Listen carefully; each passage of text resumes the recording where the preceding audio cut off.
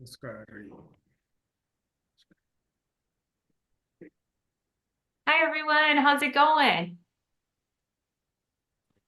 Hello there. Everything is going well. How's it going? I'm great, thank you. I see some people I know and some new people too, so I'm happy to have you, whether you're new or returning. My name is Courtney, in case you don't know me yet. I passed the LOTE many years ago, but they haven't changed the framework of the test. All they've done is change how they score the writing and speaking. About 2 years ago, they made it a little bit easier. It's still a 240, but the way they calculate it changed a little bit. But that being said, I didn't notice a big change in the scores that people are passing more. Let me show you. If you Google EPP passing rate, this will come up. Um, right here. And they just released the latest data. So if we scroll down, you can see LOTE Spanish 613. And this is good news. The last year that they had published data, the passing rate was 40%. Now it's jumped to 51%. All right. So that's a big increase, right? And I've noticed that firsthand that more of my clients are passing. And I think part of it is because I've gotten better at what I'm doing. I'm always improving. Um, but that's good because they made the test easier a couple years ago, but you can see that it was still low, 42%, 40%. So it's still a low passing rate, right? We look at the other tests and they're in a lot of them in the 70s and 80s. So it's still a low passing rate, but it's good news that more people are passing. Um, and you can see how many people take it too. Um, Part of the reason that more people are passing is some of the people that are retaking sometimes they give up and then that doesn't count against them, right? Because you can see less people are taking it, right? It used to be 677 and now it's down to 447. So a lot less people are taking it now. Um, so how do you get ready for this test? I hear from a lot of people, oh, Spanish is my first language. I don't really need to study for a Spanish test. But that's not true because uh, over a third of this test has nothing to do with Spanish. And not only that, even if you know Spanish, if you don't know accent marks, if you don't know advanced vocabulary and grammar, you're going to struggle, right? So even if you speak it well, if it's not real formal and textbook like, we have to work on those things. So that's what I work on is pedagogy and then polishing your Spanish. You already know Spanish, but we're just tweaking it a little bit. So let me show you some things you can do to help you pass. So if you go to Google and type in Texas NESINC manual, this will take you to the free website where you go to register for your test, where you'll get your scores when your scores come back, right? But you want to click on prepare and then scroll down, click on LOTE Spanish 613 and go. And then let's look at the overview and exam framework. You can see over a third of the test, 34.6%, is instruction and assessment, right? That's a lot of people call that pedagogy. When you hear them say pedagogy, that's what they're talking about, instruction and assessment, the 5 C's, the ACTFL guidelines, all of that. And that's what we're going to talk about tonight is the 5 C's. So we're not going to talk about all of the pedagogy because that takes a long time to cover all of the pedagogy. Like I spend a whole hour going over that in my Wednesday night group. Um, and we cover all the competencies. So tonight we're just going to do part of competency 3, right? Because it's a quick session, but you're going to learn a lot, even though it's short. So that's instruction and assessment, and that's what everybody needs help with. So I've helped people pass that are from Mexico, Puerto Rico, Venezuela, right? And really, they don't need a lot of help with their Spanish, but they need help with instruction and assessment. And then I've helped heritage speakers that speak Spanish at home but grew up here, and I have to work with them on accent marks and things like that, right? And on pedagogy. And then second language learners like me, I have to help them with making mistakes that you guys, if Spanish is your first language, you wouldn't make, but using ser instead of estar, predicate instead of perfect, using por instead of para, things like that, that second language learners do. So everybody makes their own mistakes, and I know how to help each type of learner, right? So that's what we'll talk about tonight. And then you can see cultural understanding, 8%. Most people do well on that. That's not that hard. Listening, 16.7%, reading, 16.7%, writing 12%, speaking 12%. Most people do not do well on the writing and speaking. They get 4 out of 6 on those. Almost everybody that sends me their score report is 4 out of 6 on those. And that might not sound bad. You're like, oh, I only missed 2 points, but that's only 67%, right? So it's not enough. We need to get higher than that. And most people do well on like 18 or 20 on listening and reading. So that's about what you need. You need about 20. So we will talk about that. And in case you're wondering why I would be able to help you, well, I've passed the LOTE and I've passed 14 of these other tests too. So I'm kind of a serial test taker because I do this for a living, right? Where I help people pass. So you can see these are all of my scores right here, right? For all of the different tests that I've taken. So when I took the LOTE back in 2012, a long time ago, but like I said, they didn't change the test, I got a 281. So, and I've been helping people for 10 years. I've been helping other people pass the LOTE, more than 10 years really now, because I started right after I took my test. I put together what I made to study and started helping other people. And I've just changed it throughout the years to make it better. So let's talk about competency 3. So let me show you in my course. Some of you guys have my course, right? In my course, it's got everything you need for all the domains. But tonight, what we're going to talk about is competency 3. And I have it in my course, but I like to show you what you're going to see on the real test. So we're going to go directly to this Texas NESIMC manual. And we're going to click on number 8. And this will bring up the 5 C's chart. And what I love about the 5 C's is they give you this on the test, right? This is provided to you on the test.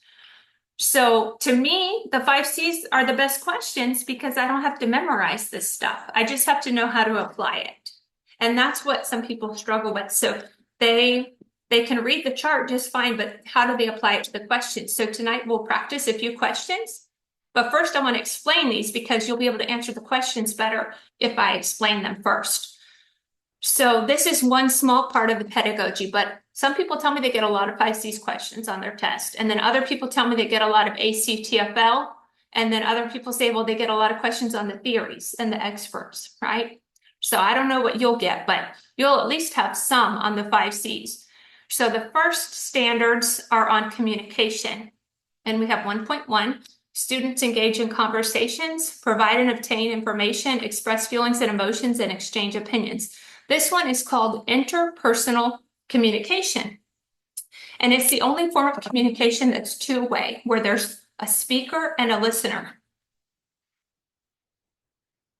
1.2, students understand and interpret written and spoken language on a variety of topics. This one is called interpretive communication. It's all about understanding what you read and understanding what you hear. And then 1.3 is presentational communication. They make a presentation about information, concepts, and ideas, right? Or they might call it a demonstration. But if you notice, like I said, only 1.1 is two-way, right? So that's communication. That's pretty straightforward. Now we have cultures. This is the hardest one because when I think of culture, I think of food, religion, holidays, things like that, right? Greetings, norms, but that's not what they think of for cultures. So 2.1, students demonstrate an understanding of the relationship between the practices and perspectives of the culture study. So practices are things people do. Practices, sport, instrument, or religion, right? Perspectives are what you believe. So we need to understand the relationship between what people believe and what they do, right? So for example, if you're an environmentalist, right, you care a lot about the environment, then you probably recycle and maybe you take public transportation to work or you ride your bike to work, right? How's that cultural? It's not really cultural, but I'm showing you the relationship between perspective and practices. So now let's make it cultural. If we think about the predominant religion in the Spanish-speaking world, it's still Catholicism, right? So that's their perspective. And then the practice is going to mass on Sunday or saying special prayers, right? So that's perspective and practice, right? So that makes it cultural. But now let's look at 2.2. Students demonstrate an understanding of the relationship between the products and perspectives of the culture study. So if we go back to the Catholic example, that's what they believe. The products they buy might be a crucifix or a candle with a saint on it, right? So see how there's a relationship between what you believe and what you buy, because if you're not Catholic, you're probably never going to buy those things, right? So another example would be, has anybody been out to eat at a restaurant in like a McDonald's or a Taco Bell or KFC in another country, like in a Spanish-speaking country? Yes, they have a different menu. Did you notice the menu's a little bit different? Yes. Yes, it is. That's smart marketing, right? So I used to live in Spain, and they would put a fried egg on the burger there at Burger King. And then sometimes they would sell like some of the typical desserts that are eaten in Spain at Burger King and McDonald's that they would never have here, right? So how does that relate to products and perspectives? Well, if we think about people's taste buds, what they like to eat, that's really a form of a perspective, right? What we like and what we don't like, and it affects the products we buy. So McDonald's and Burger King, they know what they're doing, and they know people's perspectives, their tastes, and then they cater the products to those people, right? So that's perspectives and products. The same can be said about fashion. So you might have noticed that fashion is different in America and Mexico, right? And that's a perspective, what we think is fashionable. And then it affects the products people buy, right? So that's culture. See how it doesn't really sound like what we think of as culture, but that's what they call culture. Now we have connections. Students reinforce and further their knowledge of other disciplines through the foreign language. Anytime you hear the word discipline or content, and you're taking one of these exams, they're always talking about subjects. So they're talking about math, science, social studies, right? So they're studying another subject in Spanish. Maybe they're studying economics or psychology or physics in Spanish. And then 3.2, students acquire information and recognize the distinctive viewpoints that are only available through the foreign language and its cultures. Well, we live in a very global society, right? Where it's kind of hard to think of things that are only available in a foreign language and its cultures. But I've thought about this a lot, and I've thought of some things that are unique to the foreign language and its cultures, right? So one thing that's unique would be political movements. So if you look at Juan Perón from Argentina, Che Guevara, Fidel Castro from Cuba, right? And study their ideas, those are very distinct. Like, for example, if you look at Cuba's form of communism, which is changing, right? And you compare it to Chinese communism, which is also changing, they're different, right? So even though they're both communist, they're different. Another viewpoint that would only be available through the foreign language and its cultures is historical viewpoints. So for example, if you were to read a history book written in the US about the Mexican-American War, it's probably going to have a different slant than a book written in Mexico about the same war, right? What were the causes? What were the outcomes? A little bit different on the causes probably, right? What led up to it? Because every country thinks they're right and the other people are wrong, right? So it's interesting that that would be examples of things that are really only available through the foreign language and its cultures. Now we have comparisons. This one's also straightforward. Students demonstrate understanding of the nature of language through comparisons of the language studied and their own. They're comparing L1 and L2, language 1 and language 2. So how would they do that? They might be looking at cognates. Those are words that look alike and have the same meaning. They might look at false cognates, words that look alike and have a different meaning. They might look at syntax. That's a fancy word for word order or sentence structure. So they're comparing L1 and L2. And then we have 4.2, students demonstrate understanding of the concept of culture through comparisons of the culture studied and their own. So here they're comparing cultures. This is more of what we think of as cultures, like maybe they're comparing El Dia de los Muertos and Halloween. or Christmas and El Dia de los Reyes, right? So they're comparing holidays, they're comparing food. It's interesting to compare schedules, like when people do things in different countries, right? Because that can vary a lot. So they would be making comparisons. 5.1 is communities. They use the language both within and beyond the school setting. They use it at school and outside of school. And then 5.2, they show evidence of becoming lifelong learners by using the language for personal enjoyment and enrichment. This means they use it for fun. So maybe they're reading a book in Spanish for fun, or maybe they volunteer somewhere that they get to use Spanish, right? So they're showing that they're lifelong learners. So I definitely recommend you look at the free questions in this manual and read the rationales, the explanations on why they're right. And you'll learn a lot, and it's free. You can also do this for the German and the French questions, right? And if you're in my course, you have a lot more questions too. So let's look at some from my course. I'm sorry, where was that? The one that we've been looking at? Did you say NECI? Yeah, the NESIMC manual. Yes, and I'll put it in the chat box. Okay, thanks. You're welcome. And then let me pull up my course. And we're not going to have time to look at much of my course, but I thought we could do one little quiz. So my course has everything for all the competencies for all the domains, right? And you turn in assignments where I tell you how to get better at your writing and your speaking, right? And then the reading and listening is all automatically graded. And the pedagogy, there's videos to teach you all of the pedagogy. So videos about the ACTFL, about all the theories and experts like Stephen Krashen, Noam Chomsky. So if you have my course, what is good to do is to have two windows open or two tabs. Probably two windows is better, right? So you can have the chart open over here, and you can have the questions open over here, right? And this is not my chart. I'm very careful, probably more careful than I need to be about copyright stuff, but I changed the standards a little bit, keeping true to the meaning, but I changed them a little bit when I go over them in my course because that's not my chart, right? So I even changed the number. So 3.B is 3.2, 3.A is 3.1, right? And so on. 5.2, 1.3, right? So I changed it a little bit. So let's look at these and then we'll look back at the chart and answer them. A Spanish 4 student is studying economics, and he decides to also read about supply and demand and scarcity of resources in Spanish. The Spanish teacher asks him to present what he has learned about to the class in Spanish.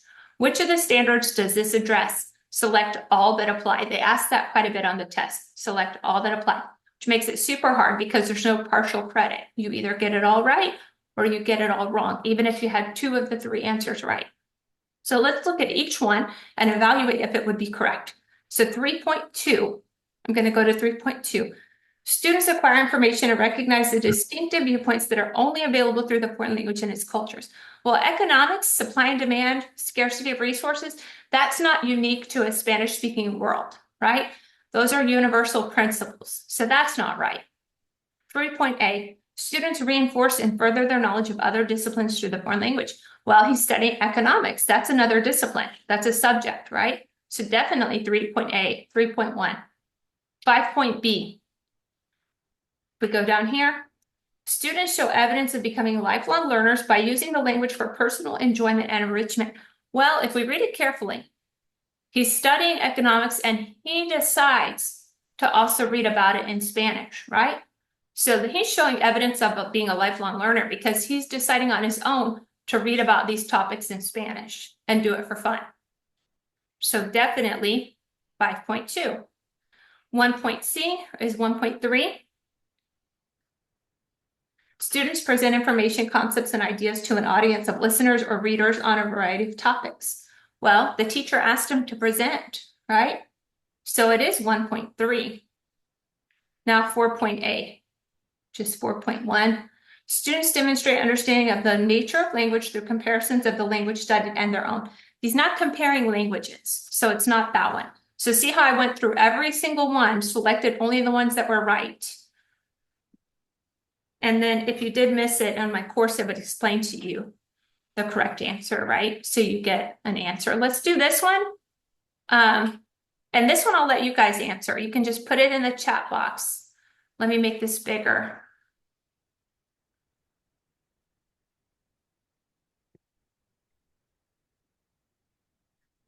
And remember, cultures was products and perspectives and practices and perspectives. That's what we talked about.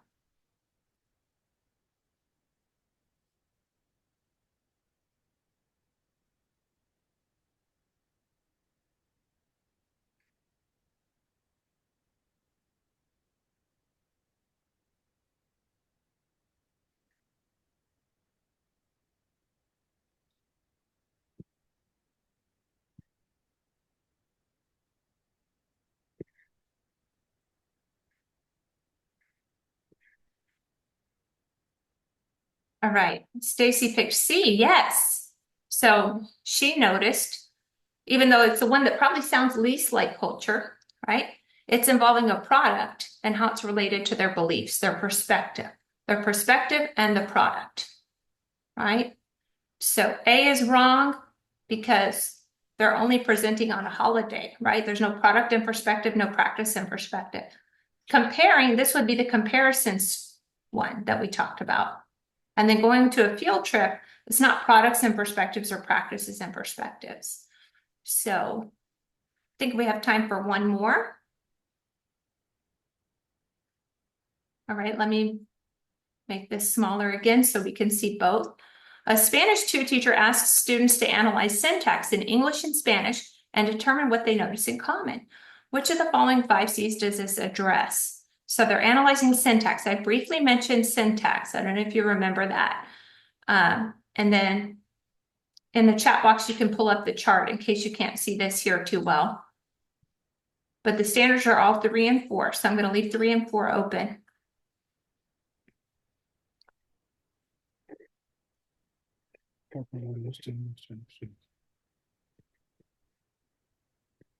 Else can be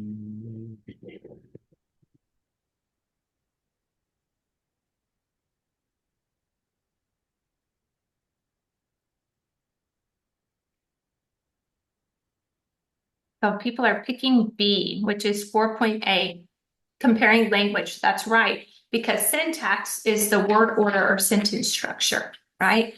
So if you need help passing the LOTE, and I know some of you guys are already with me, and that's great. Some of you are new. In case you want to know a little bit more about what I do, we meet on Wednesday nights. So tonight we'll be meeting from 7:30 to 8:30 p.m. Central. And I send the recording, so it's okay if you can't attend live, right? And we go over all the domains: reading, writing, listening, speaking, and pedagogy, right? And I have some testimonials here from all different types of people that have passed, right? So Andrea, she's passed her test now, teaching and traveling a lot. I always see her on Facebook traveling quite a bit. Ricardo, one of the coolest people you'll ever meet, he climbed Mount Everest. If you look him up, he's the first Hispanic person to have ever climbed Mount Everest. Yet he struggled with the LOTE a lot, right? And he was even told me, I don't know if I can do this. And I said, if you can climb Mount Everest, you can certainly pass the LOTE. You've got it in you. And he did. And his story's super cool because he ran out of water while he was climbing Mount Everest. But luckily it was when he was almost at the top. Very interesting. And then Julie's a second language learner like me. What's interesting about her is she got her degree in second language acquisition in pedagogy, right? Yet she still took my course because she'd been out of college a long time. So she's like, I bet I forgot most of it. And she passed on her first try. She decided not to teach. She's running a nonprofit instead, but she's still glad she passed her test. And then Adriana passed, and she did great. Really, all she needed help was pedagogy. Her Spanish was phenomenal. And then Diana sent me her score report. I don't have a picture of her. I wish I did, but you can see she did well, 253. And then Austin, who now grades for me, so he grades some of your assignments if you're in my course in tutoring. He passed, and he would be the first to tell you he didn't pass on his first try, right? And then he studied with me for a couple of months real diligently. And really, his Spanish was already strong. We just had to tweak a couple of things. His Spanish is great, but he needed help on the pedagogy too. So if you feel like you need help or want help, I have two options, but really the best way is the course in tutoring, because sometimes people that do the course, they find out later they really needed the tutoring. We meet Wednesday nights. We go over pedagogy, reading, writing, listening, speaking. I give you specific feedback on how to improve. And what I love is that people really participate. So in speaking, I always have people volunteering to speak. And it's kind of like being at the real test, right? Where you have to speak in front of other people. So it's great practice and everybody's very positive. And that's only $36 a week. And that comes with the course access, the feedback on the assignments, and the tutoring. Or if you pay for 2 months, it's a little bit cheaper. It's $2.99. But the good thing about that is there's a payment plan. So it can break it up into 4 monthly payments or even 12. So it sounds like a lot of money, but if you break it up over 4 months or 12 months, it's very accessible. Actually more accessible than paying by the week. But what I've noticed is a lot of people, they only want to pay by the week because some people contact me 3 weeks before their test. Like Luis Velasco, he contacted me 3 weeks before his test. And I told him that might not be enough time, but he studied for hours a day and he passed, right? So he made it happen with just 3 weeks, but I think 8 is what most people need. If you are real self-directed and you only need a course, then just do my course and you still get reading, writing, listening, speaking, and feedback on your assignments, but without the tutoring. So you're not getting the group support and the tutoring. And then today I'm having like an end of the month promotion. So today, if you sign up, you get 10% off. So that's pretty cool. So I'll put the links in the chat box. And I'll try to email this out tonight too, but I've got tutoring coming up soon. So I might not be able to email it out right away, but that's the course in tutoring, which is the one I really recommend. And the coupon code is 10 today. But let's say you're super self-directed and you really don't enjoy tutoring, then you could do the course only. And the coupon code is still 10 today. But I think you'll love it. It's a great group. We learn a lot and we share, talk about what we're doing to practice. But does anybody have any questions or comments or anything? Yes, I just put one in the chat. Is there a payment plan for the self-directed class? Yes, there is. Thank you for asking. There's some things I don't. And Dalila, do you mean the pedagogy part, or do you mean the PPR test, the separate, just the pedagogy part? Yeah. And Stacy, if you choose Affirm or Afterpay or even Klarna, it'll break it down into monthly payments for you. Some of them are even interest-free. So that's Awesome. Thank you. yeah, it's a great way to do it. And then Dalila, the pedagogy, you've already done my course, I know before, but I'll extend your access to the course so you can keep studying it and just keep watching the videos. And sometimes we also have to work on, because you've already put in the time and effort, but it might be for you, it could be maybe a reading comprehension struggle, right? So working on reading comprehension strategies, metacognitive strategies, that's what I think it is when people are really putting in the work, like I know you are, and they're not seeing the results. Because you know the material. I know you know the material. Like if I ask you to explain it, you probably know what an IPA is. You know who Stephen Krashen is, Noam Chomsky. You can verbalize it, but you can't always apply it to the questions. Yes, Courtney, you know what happened to me? When I read the question, I'm able to keep just the two right answers, but I always pick the wrong answer. Wrong answer. Yeah. So the Yes. little tricks for that is, and you've probably heard me say this before because I know you've been with me for quite a while, but you want to look for the one that's most on topic, right? And then the one that's most thorough. And then the one that's most learner-centered, right? But a lot of people pick the most learner-centered one first, but that one can't be right. It has to be the one that's most on topic, then most thorough, then most learner-centered. And Yeah, because on the practice test, they don't have the part, the lesson plan or the essay or the speaking, they don't have that part on WT. The only one is like listening on Spanish, reading comprehension in Spanish, and it's 40 question on PPR, pedagogy, And and you know, the thing is, they don't give me what is my weak part.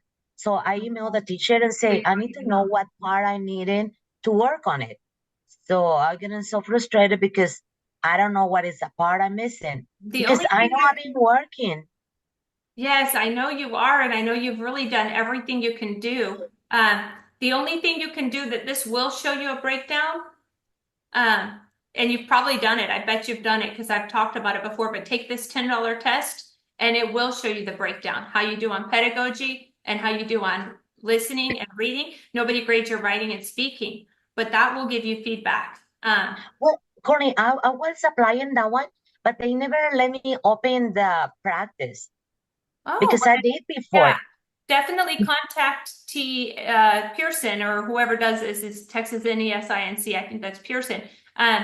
If it's been more than 120 days, it expires, but you can pay for it again. If you pay for it more than once, it's the same test because the first time I paid for it, I didn't know that you need to do it all at once. I thought that I could pause it and come back to it because it says you get it for 120 days. So I thought, well, great, I can do like half an hour here and then do half an hour there. But what happens is you run out of the time and all you can do is go back and see how you answer, but you can't start it over or restart it. So that being said, you want to pick a time when you know you won't be interrupted and you have several hours. Which was hard for me. So one night I pulled an all-nighter to do it while my kids were asleep, which is probably not smart, but that's what I did because my son was little and there was no way I could have done it during the day. But that's about it. But I would say just keep on trying, Dalila, keep practicing, keep studying, work on reading comprehension strategies. Are there any questions from the practice exam? Sometimes that happens where real questions from the practice manual show up on the real test. That happened to me, and it might happen to you. But be careful if anybody says they have real test questions, they're either lying or they're cheating, right? So I don't know if y'all heard of, there was a big scandal in Houston. Did y'all hear about that? That some district representatives that worked like at a school and where one of them, it was a big scandal. One person was taking the test for other people. So they would pay this person $2,500 to go take their test. And the state caught it because Pearson caught it. What happened was they were recruiting people. So it was like 5 people involved. One person was in charge of recruiting. So they would look for people that had been failing their tests, right? And then another person would go and take the test. And then they had a test proctor that would lie for them, that would let them come in, the wrong person come in. But the way the state caught it was there were some red flags, like all these people that kept failing their test, all of a sudden were passing, and they were all passing in Houston, but they lived in other cities, right? So they got caught, and I think they're facing felony charges. So I take it very seriously, and I try not to let people tell me any test questions. So I never say I've got real test questions. People tell me topics and general stuff. Like I know if you get a lesson plan, it might be about a poem, it might be about a play, but that's very vague, right? I have had people tell me the complete objective, they memorize it, and then tell me I never share that because it's unethical. But general information, I feel like that's, you could be a poem, a play, a short story. I'm not telling you anything like specific from the test. But some of these questions might be on the real test. So definitely go over all of the practice questions in the free manual because it's free and it's helpful. It's just not enough for most people to pass. The free manual's not really enough. Any other questions or concerns? Can you explain the difference again between the two groups that you have? Oh, sure. Yeah. So the course in tutoring, we meet Wednesday nights. And 1 week we do pedagogy, 1 week we do writing, 1 week we do speaking, and 1 week we combine reading and listening. And the reason I combine those is because most people do well on that. So that's got the Wednesday night tutoring. You get peer support from other people in the same situation as you, and then the complete course for $36 a week. You cancel anytime, you're not under contract or anything like that. So some people just do it for a few weeks and some people stay for months. but it's great. And then the other one is just the course, no tutoring, right? So it's only $149. You get it for 2 months. So it's cheaper overall, right? But you're not getting that tutoring. You still get the reading, writing, listening, speaking practice and feedback on assignments, but you don't get to meet with us on Wednesday nights. So most people prefer the course in tutoring because they're getting everything. Dalila has something to say, right? Yes, Courtney, I just wonder, what about if you send me email when you're gonna have the PPR part? Yeah. I don't want to take in the other ones because I don't need it right now. Yeah, you've been there, Right now, done that. PPR is the most I need to come up working Yeah. over and over so I can analyze the questions. Let me tell you when we're going to be doing it. I'll tell you right now what day and time. I think it's going to be not this week, but next week. Oh wait, that's my old one. That's for the master class. 1 second. I'll tell you though.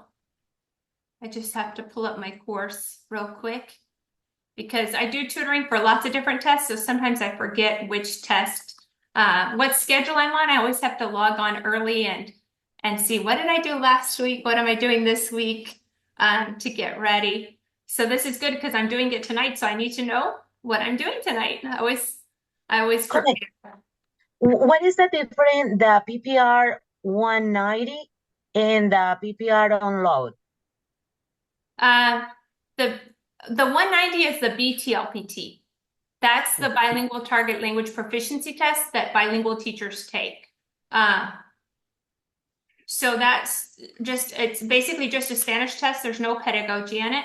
And then the PPR is the test that everybody takes after they pass their content test. Everybody takes the pedagogy and professional responsibilities on pedagogy and ethics and stuff like that. We're doing pedagogy on November 13th, actually. So I'll send you the Zoom link for that, Dalila. That way you have that for November 13th. And it'll be every 4th week that you can do with me for that. But yeah, so the BTLBT, bilingual teachers have to take five tests. So you guys have it hard because you take a really hard test, but they have to take 5. And now I should show you. This is interesting. The LOTE has always had a much lower passing rate than the BTLPT, always. But this year, the BTLPT passing rate is 55 and the LOTE is 51. So it's not that much different anymore. So anyways, but yeah, so there's lots of different exams. If you need help, like knowing what tests you need to take, it's best to contact your educator preparation program, right? Because they're the ones that have looked at your transcripts and they know what you're supposed to be taking. But if you just have a general question about what do I need to take in order to do this, I can usually answer that because I know a lot about these tests.